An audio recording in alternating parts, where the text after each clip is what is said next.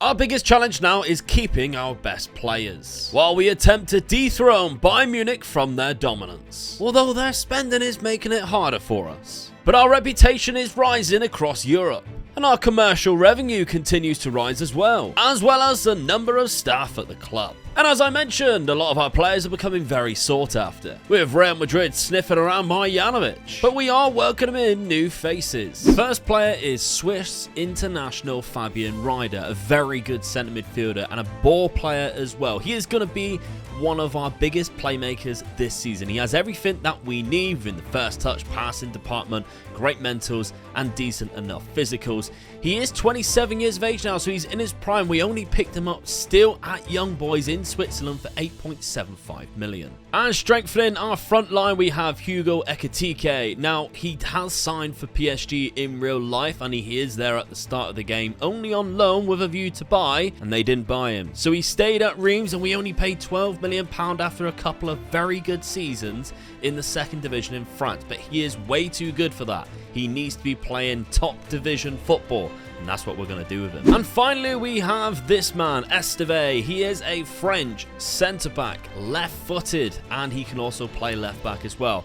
Very fast defender, good strength and positioning, technical as well. He could become one of our mainstays in our defence, and we only paid £10 million. He was playing at Borussia Dortmund, and he's been playing a lot of games, so the fact that he was transfer listed, I think we took a good advantage there. But then an unrefusable offer came in for Cancellieri from Arsenal, and after rejecting the lower offers beforehand, he left the club. And we replaced him with Kaiki. Very similar levels of ability, but Kaiki is quality and a cheaper replacement, only costing short of £40 million, so the Cancellieri money paid for all of my transfers this summer. We are still rocking the 4-3-3 from last year, with this probably being our strongest 11. And after sticking double figures past our round 1 opponents in the cup, Fabian Rieder decided to snap his opponent from behind needlessly just 15 minutes into his Bundesliga debut. Thankfully, before that, Marjanovic had already opened the scoring. But when we were down to 10 men, it was Marjanovic again who excellently ran through to double our lead. Cologne caught Tyler Adams napping at the left-back position, which could be our weakest position right now this season, and ended up scoring, but we did win the game 2-1. We then hosted Mainz at home, and it was our Serbian maestro Marjanovic who put in a star performance again, scoring a first half hat-trick. What a talent he is. Moukoko then broke down the right hand side and cut it back for Vitor Roque to score a fourth, before getting on the score sheet himself for the fifth in a 5-1 win. And on deadline day, we also defeated Bielefeld 3-1 with a Moukoko brace. Our Champions League games include huge matches against Manchester United, PSG and Chelsea. But overall, it's a great start to our season. Despite us losing another player to a first half straight red, we still take all 3 points in our next Bundesliga match against Werder Bremen, when Vitor Roque and Mohamed Diamonde picked up the Berlin goals. After scoring 4 against us last season, knocking us out of the Champions League as well, Marcus Rashford scored another 2 against us in the league phase this season as United win 2-0 at Old Trafford. But we didn't let that stop our league momentum as we beat our bogey team Dusseldorf 2-1 and HSV 4-1. Overall, a fantastic month for us league form wise. And yet we still on top, with Bayern Munich having a better goal difference than us. We've got our first 3 points in the Champions League with this 2-0 win over Club Brugge of Belgium. But a new hero was born following on in the next match against Dortmund, and he's from Slovenia. That man being Zvonko Morek, the £1 million signing we made playing in Marjanovic's absence. He was everywhere, and from midfield picked up a hat-trick against the team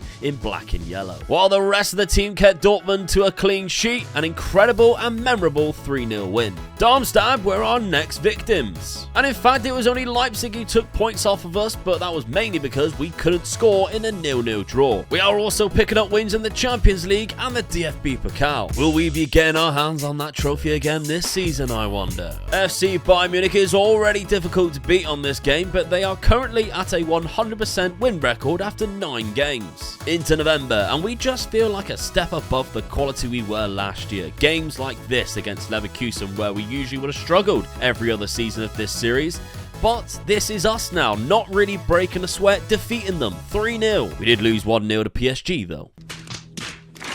It didn't affect our game against Stuttgart.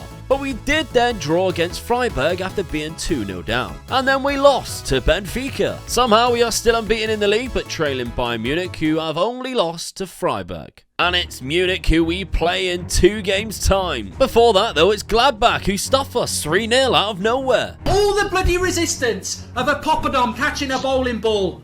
We were the better team against Bayern, but we did give away 2 silly penalties, and Joshua Kimmich punished us by scoring both from either side of Mokoko's equaliser. Back to winning ways against Frankfurt though, when Kaiki scored 2 goals and a 3-2 victory. Hopefully, this can put us back on track for the new year. And after a 1-0 win in Denmark, we set about winning our next Bundesliga match against a tricky Wolfsburg team 2-0, with Esteve at the back winning man of the match. In the final game of the decade, it was Yusufa Moukoko who scored 2 goals against Hoffenheim to give us the 3 points. But all those fantastic results were still only good enough to be 7 points behind Bayern Munich, who have only dropped points once all season.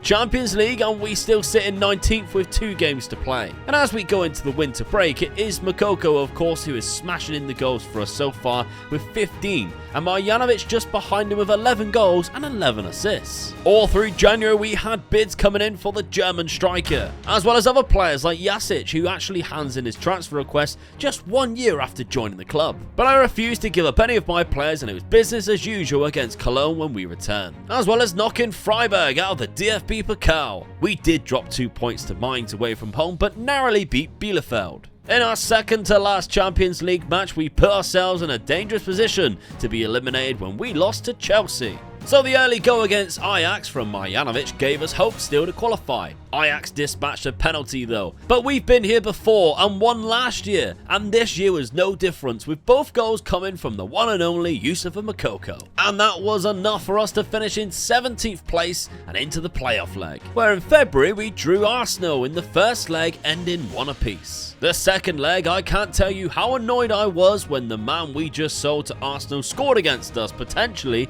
knocking us out. But if anything, it motivated us, and within 20 minutes we scored through Yusufa Moukoko. And in the 95th minute, with extra time looming, Ekitike was played through and he cut it back for Moukoko to tap in the winner. Unlucky. Let's talk about Hugo Ekitike for a second though. The man has yet to score a goal for us in 17 appearances. He is atrocious, isn't he? The 10 men of Werder Bremen somehow scored 4 second-half goals after being 3-0 down to us to beat us 4-3. I'll say that again for all of you who might have zoned out a second. The 10-man team of Werder Bremen beat us 4-3 after being 3-0 down in the 55th minute. I can't believe it. Thankfully, the following 3 matches were all wins and we didn't even concede a goal. Bayern have still only dropped 2 points all year, and once again it's Manchester United in the Champions League. I will love it if we beat them. Yes, Kev, we get it. You'd love it if you beat them. It was a 92nd minute winner against Dortmund from Ekitike's assist to Moukoko, followed by another 3 points. Moukoko opened the scoring against United in the Champions League, and I thought things were too good to be true when Marjanovic also scored a penalty, but United pulled one back late, and I wonder if that may be an important goal across both legs. But at least Rashford didn't score. He also didn't score in the second leg. However, we lost the match 3-0 and was eliminated. Before that game though, we did beat Leipzig 3-0 while resting a lot of our players. The same Leipzig who gave Bayern Munich only their second loss this season so far. We've drawn against Dortmund in the cup and will face the winner of Dusseldorf and Bayern Munich. So, Bayern Munich then. This Moukoko hat-trick and a 4-1 win against Stuttgart is the only league win out of 4 games in April leading into the semi-final, which began with a draw against Leverkusen when we were 2-0 up in the 89th minute, and then losing 2-1 to Freiburg and 2-0 to Gladbach. Huge match when we have a very strong team to put out against Dortmund. I didn't actually mention it at the time because I'm even sick of talking about it myself, but injuries to Vitor Roque. He was out for 5 months in October with a broken leg, but he's back now. And he put in a man of the match performance against Dortmund in the semi-final of the DFB-Pokal, scoring the second himself and putting us into the final against Bayern Munich. Dusseldorf. Seriously? Are you serious right now, bro? Speaking of Bayern Munich, we took a visit there and earned a point against them after Moukoko opened the scoring and Fofana equalised. Going into the final 3 games, we trail Freiburg for that second spot, and the title is all but won by Bayern Munich. We picked our form up just at the right time with this next win against Frankfurt in a fantastic game. Even Ekitike scored a goal. Moukoko then scored a second half hat-trick against Wolfsburg when we found ourselves 1-0 down at half-time.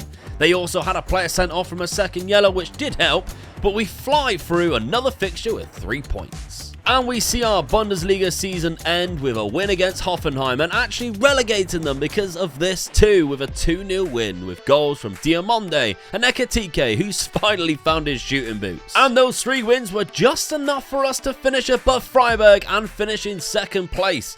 And it all leads to the DFB-Pokal final. Our lineup for the final was missing both Kaiki and Marjanovic, who were both injured in the final games of the season, but our replacements are more than capable and in form. We had the perfect start when Diamonde scored 3 minutes into the match, and the man is in form right now and really stepped up in Marjanovic's absence, as he then smashed in a beautiful free kick in off the post on the 7th minute. The scoreline stayed 2-0 for a very long time until Vitor Roque was played through with just minutes left of the game and put the crown on this incredible cup win for us. And once again, I get my hands on the most beautiful trophy in the world. But seriously, next season I really need to stop Bayern Munich from winning their 19th title in a row.